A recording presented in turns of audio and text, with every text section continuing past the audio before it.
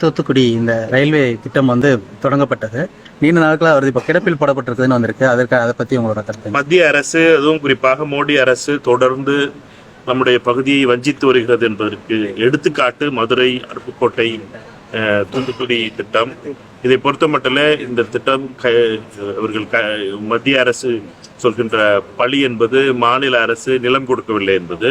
இந்த திட்டத்திலே முழுமையாக நிலம் கொடுக்கப்பட்டுவிட்டது, நிலம் எடுக்கப்பட்டுவிட்டது. நிலம் எடுத்ததற்கு பின்னாலே நிதியளிக்காமல் வெறும் இப்படிப்பட்ட அரசியலை செய்து வருவது மதுரை, அருப்புக்கோட்டை, தூத்துக்குடி திட்டத்தை கிடப்பிலை போட்டிருப்பது என்பது கண்டிக்கத்தக்கது. இதற்கு தொடர்ந்து பாராளுமன்றத்தில் இதற்காக இதை வலியுறுத்தி பேசி வருகிறோம்.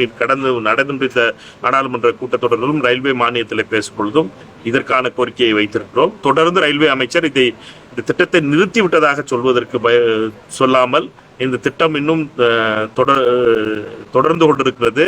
ஆனால் அதற்கான தெளிவான பதிலை அளிக்காமல் ரயில்வே அமைச்சர் தொடர்ந்து தட்டி கழிக்கிறார். அடுத்து வருகின்ற பட்ஜெட் கூட்டத்தொடரிலும் இதற்காக வலியுறுத்தப்படும்.